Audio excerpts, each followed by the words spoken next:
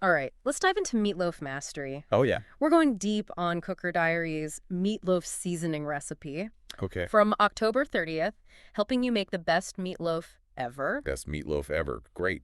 This post goes way beyond just like a simple recipe, though. Uh-huh. It really digs into the why of seasoning and gives you the tools to like customize and get creative. Yeah, that's what really caught my eye about it. It's almost like a masterclass in how to build flavor profiles. Right. Yeah, you pick up things you can use for way more than just meatloaf. Exactly. It all starts with those core ingredients, right?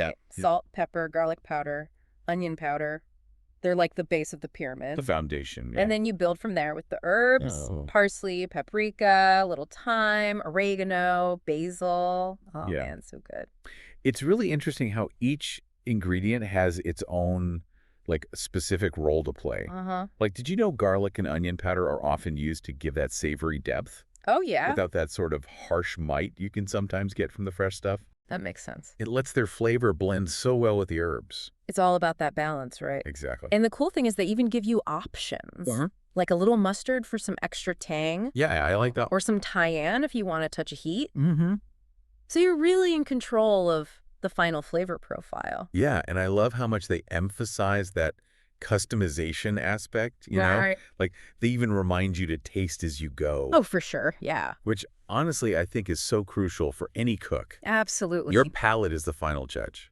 Couldn't agree more. Absolutely. And while we're on the topic of like hands-on tips, Yeah. they also highlight the importance of like really mixing that seasoning thoroughly. Oh, yeah, for sure. No one wants like a mouthful of just herbs in one bite. Yeah, no one wants an herb explosion. And then blandness the next. Yeah, exactly. It's got to be evenly distributed. They have some good storage advice, too. Oh, yeah. Tell me about that. Yeah, they recommend an airtight container. Cool, dry place, and it's good for, like, up to 6 months. Wow.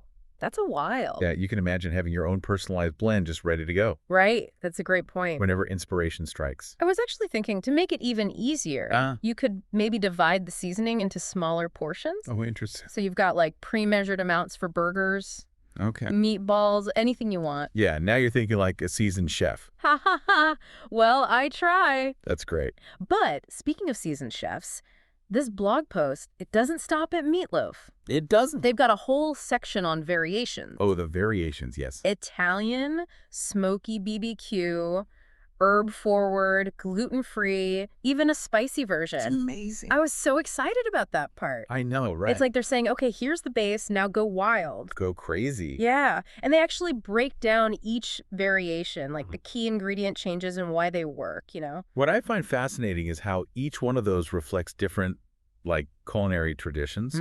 Oh, totally. Like, for example, the Italian one. Yeah. It really leans into oregano and basil, Yes. which are just so classic in Italian cooking. It's like a mini lesson in flavor profiles. Right. And then the smoky BBQ one, oh man, with the smoked paprika and cumin. I know, I right? can almost smell it now. It's making me hungry. Me too. And this all ties into a bigger point they make, which is Uh-huh. you can use this seasoning in so many different dishes, Oh, absolutely. It's not limited to just meatloaf. It's true. Burgers, meatballs, you could even put it in a casserole. Yeah. They even suggest using it as a dry rub for veggies or proteins. I love that. That's so versatile. And they give you a good start point too. Yeah. Like they suggest 112 tablespoons per pound of meat. Yeah, that's a good guideline. And while we're talking about adjustments, they also mention fresh herbs. Oh, yeah, the fresh herbs. Yeah. Fresher flavor, but potentially more work, right? Exactly. It's that trade-off. But, it doesn't have to be all or nothing. That's true. Sometimes just even one fresh herb can really brighten up the whole blend. Right. The key is understanding the difference between fresh and dried Okay. and how to substitute them properly. Hmm. Generally, you want to use about 3 times the amount of fresh herbs compared to dried.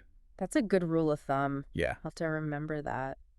And they also address the sodium thing, Oh, right, yeah. for those watching their sodium intake. Mm-hmm. Cooker Diary suggests, like, you can just reduce the salt Okay. and really bump up the other flavor Makes sense. with extra garlic or onion powder. Yeah, I like that. It's great that they're thinking about that, It is. It's all about making it work for you, Yeah, right? exactly. Finding that balance. And then there's that surprising tip. Oh, yeah, tell me. Adding a little bit of lemon or lime zest The zest. for some Wow. extra brightness. I know, that one really stood out to me, too. I know, right? Who would have thought? It's like a secret weapon. Yeah, for adding that extra fly. Okay, but before we go, like, too crazy Yeah. Yeah. with all the possibilities. We should probably go back to those meatloaf variations. Oh, right. Yes, let's break them down. And like really understand what makes each one unique. Okay, sounds good. So remember we were talking about that Italian-inspired seasoning? Yeah. They really take those classic Italian flavors like oregano and basil and just amplify them. Yeah, they go all in. It's perfect for a meatloaf with like a Mediterranean flair. Oh, I love that. Oh, and they even add a little heat Oh, tell me. with some crushed red pepper flakes. Nice. It's like they're transporting you to Italy. I know, just with seasoning, it's amazing. I know, right? Now, for those who are all about smoky and bold, there's the BBQ variation. Oh, yeah, the BBQ. It's all about layering those rich flavors. Absolutely. From- And that swap from regular paprika Mhm. to smoked paprika, oh, man, that's a game changer. It really is. Instant smoky depths. And then they add a teaspoon of cumin, too, Oh, the cumin. for that earthy complexity. Oh, I love that. It's almost like chili powder, but not quite. I know, right? I can almost taste it now. Me too. Oh, man. That smoky, savory blend Mhm. with a little tangy BBQ sauce on top. Oh, yeah. Unforgettable. The best meatloaf ever. But not all meatloaf has to be, super bold Right. or in your face. Yeah. If you want something a little lighter, Mm-hmm. more herb forward, there's a variation for that too. Oh, tell me about the herb forward one. This one's all about celebrating fresh herbs. They increase the parsley, the thyme, the basil. Wow, so fragrant. Incredibly fragrant, and it lets the meat shine through Yeah. without being overpowered. And then we've got the gluten-free variation, Oh, right, yes. which I think is so important. It really shows how adaptable this recipe is. Mm-hmm. Good food can be inclusive. Right. It can fit all kinds of dietary needs. Exactly. And it's pretty simple, too. Yeah, you just got to make sure your herbs and spices are certified gluten-free Okay. and choose gluten-free breadcrumbs. Gotcha. Easy peasy. And for the spice lovers out there, Yeah. we have the spicy variation. This one's not for the faint of heart. No, this one's intense. They double down on the cayenne pepper Oh, yeah. for those who can handle the heat. If you really like it hot. Or if you're feeling really adventurous, Uh-huh. they even suggest adding chili powder Oh, wow. to the mix Intense. for an extra kick. What's fascinating is how each of these variations taps into like a different culinary tradition. Right. Different approaches. Like they're taking inspiration from all over the world. They're saying, here's the foundation, now let's explore. Let's get creative. Yeah. All the incredible flavor combinations. Exactly. Actually goes beyond just like a meatloaf recipe, It's a lesson in flavor. Yeah. And that brings us back to their point about Mhm. using this blend in other dishes. Oh, yeah, yeah. Remember how we were talking about thinking beyond the loaf? They really want you to unlock the versatility of this, like Oh, yeah. of this mix. The possibilities are endless. Right. Like they suggest using the Italian seasoning Okay. on roasted vegetables Oh, yeah. for a Mediterranean twist, I love that. or the smoky BBQ blend as a dry rub Oh, that's good. for chicken or pork. Mm-hmm. I mean, the possibilities are truly endless. It is all about understanding the principles of flavor Right.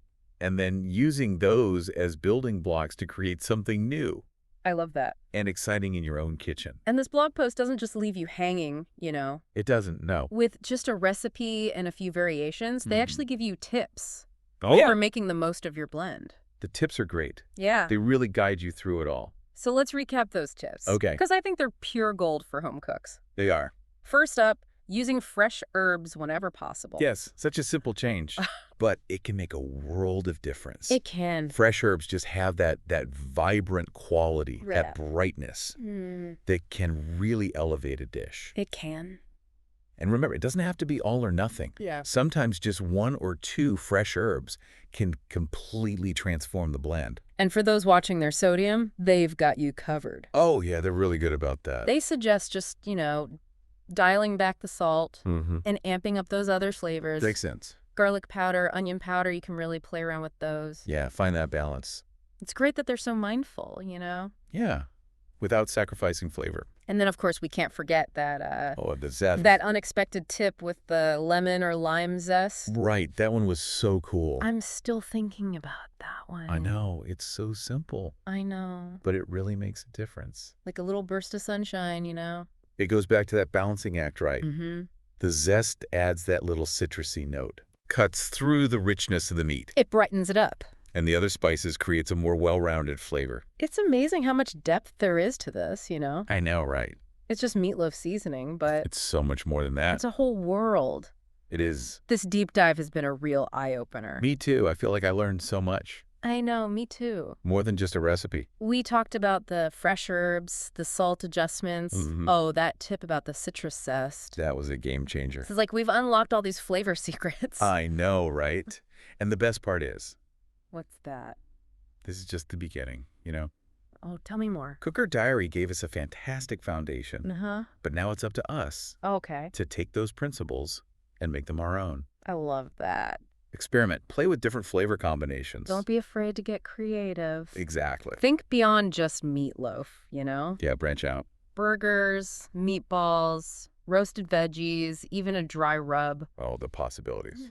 Let your imagination run wild. The culinary world is your oyster. I love that. So true. Embrace the joy of experimenting. Experimentation. And remember, yeah. even a simple meatloaf seasoning Mm-hmm. can be a springboard for incredible culinary adventures. So go forth and conquer those kitchens, everyone. Yes, make those meatloaf masterpieces. Happy cooking.